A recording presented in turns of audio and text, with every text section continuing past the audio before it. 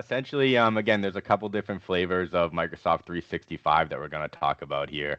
Of course, there's commercial, which is, the widely distributed, everybody uses commercial Microsoft 365. And then there's GCC and GCC High, which is Microsoft's government contractor environments, and, different flavors, which, if you're familiar with Microsoft, there's different pricing levels associated with each of those tiers. The short answer on the commercial side is it's not acceptable for CUI.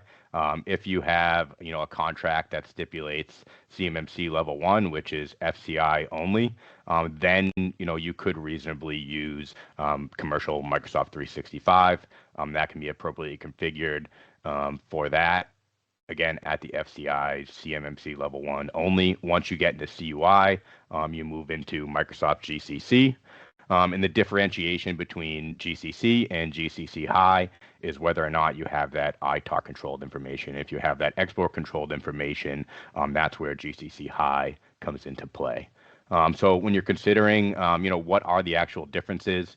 Again, so GCC is basically still using all the Microsoft data centers, but you're logically separated in your environment of that GCC. When you move into GCC High, you're into, Azure Government Cloud. You're onto physically separate systems, and also there's an additional clearance requirement or, background screening requirement for U.S. persons only on the Microsoft side for the personnel that can access that environment. Why that's helpful and why, Microsoft is such a good source is because, you do have a shared responsibility. So again, you're going to move into this cloud environment that out of the box, just using, commercial Microsoft certainly wouldn't, but even just moving into a GCC environment or GCC High environment out of the box is not going to satisfy your CMMC requirements. You still have a shared responsibility. You still own the endpoints. Most importantly, again, I'm an information security practitioner. The weakest point in all of our systems happen to be the users. So you still own the users, no matter no matter what system you're going with there, as well as, again, Microsoft will give you the opportunity, the environment where you can configure things, and a lot of that is default, but you still own the configurations, you own the endpoint management, you own data backups, retentions, things like that. There are shared responsibilities that, again, just going into those platforms alone is not a decision in itself or a compliance in itself. But is a great way to get there. Again, those platforms you have, if you go into a GCC or GCC High, again, you have Microsoft's backing. The platform is there, the tools are there.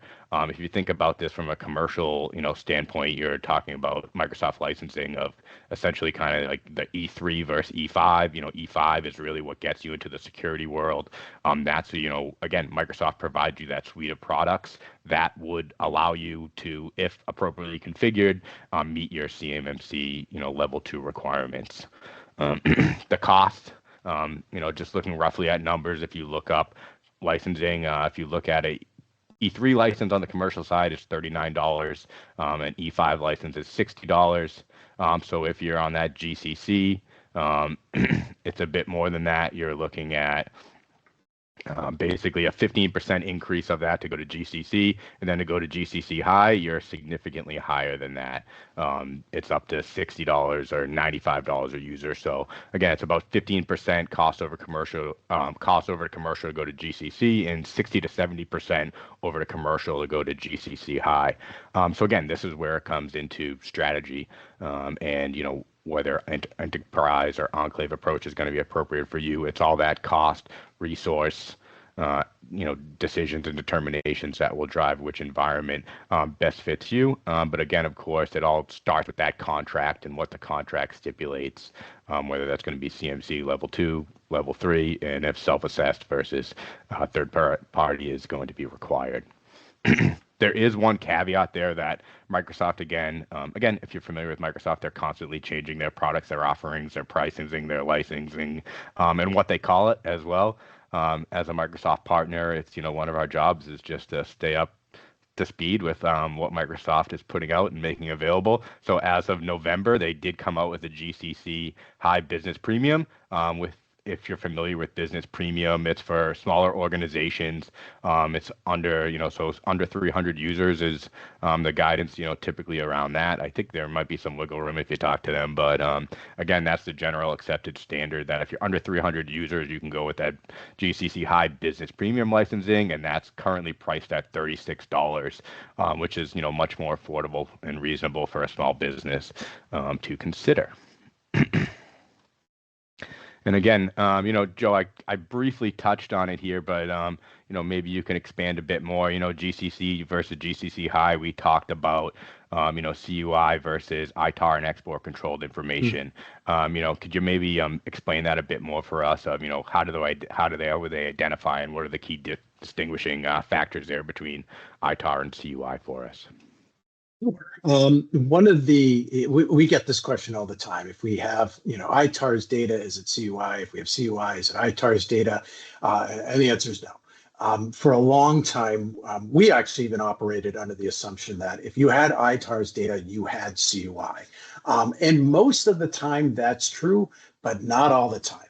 And it finally came out, the DoD actually published something, a FAQ, for anyone who asks questions on CUI, and I'll post a link here in the chat in a second with another one as well. But they actually posted, about distribution statements, which is really what ITAR is where can you put that data? Where are you allowed to send it? What can you do with it?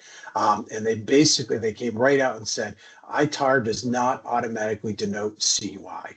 And CUI does not denote ITAR. So the two worlds are very separate, but you do need to often take care of where you're putting that data and making sure you're aware, if you have ITAR requirements, that you are using GCC High or keeping that data out of that cloud structure. I mean, we see people do that. Well, they'll have a commercial tenant, but they are not allowed to put CUI or ITAR's data in that tenant. That can get complicated when you have different policies and technical controls and making sure people know where to do that, but it can be done.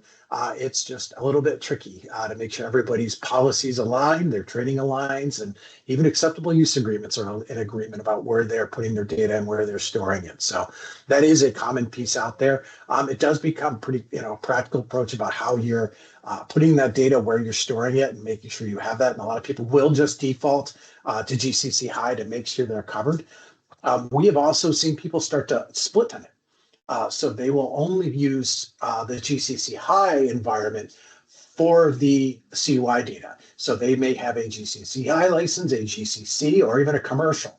And they have the people that are authorized for CUI only using the GCC High tenant and using that enclave for storage. And really, they've kind of split the organization. You've saved a bunch of money because you're not buying licenses in GCC High for everybody, but now you got to manage two environments. So it becomes which way do we want to go on this? And where's the biggest bang for our buck? Is simpler better and everybody there, or is there a significant cost savings really by only having the 5 people that are authorized for CUI and the other 250 people over here? People do that. It does make sense sometimes to go down to that approach, and it's a risk decision you guys need to do.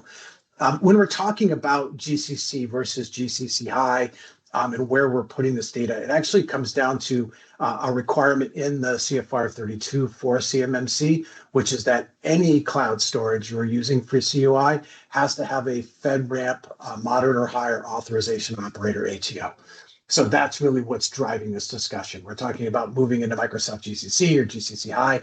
Same rules apply to Google Cloud. Same rules apply to AWS. Whatever cloud infrastructure you happen to be using, we speak to Microsoft because, as Brian said, that's where most of the people are using it and putting their stuff in there. But any of them, you really need to be careful that you are using a cloud service provider, and there's very clear definitions about what a cloud service provider is you want to look into, but that cloud service provider has to have a FedRAMP ATO. They do talk about FedRAMP equivalency out there as well. That's still, I would call it murky waters, but there are other providers out there that have a FedRAMP ATO or a FedRAMP equivalency that have gone through CMMC assessments. So there are other solutions out there that have a FedRAMP ATO that you can also use, but that's really the baseline. That's the requirement at the end of the day.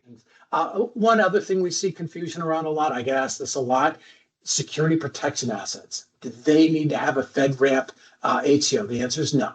It is only when you're protecting CUI, then you're transmitting CUI, does it need to be have that FedRAMP ATO, security protection data or security protection assets, aka your antivirus, your patch management solutions.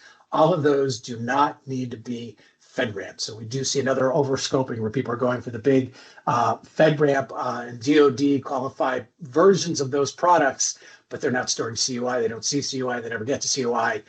That's another way we see people, unfortunately, overspend where they don't really need to.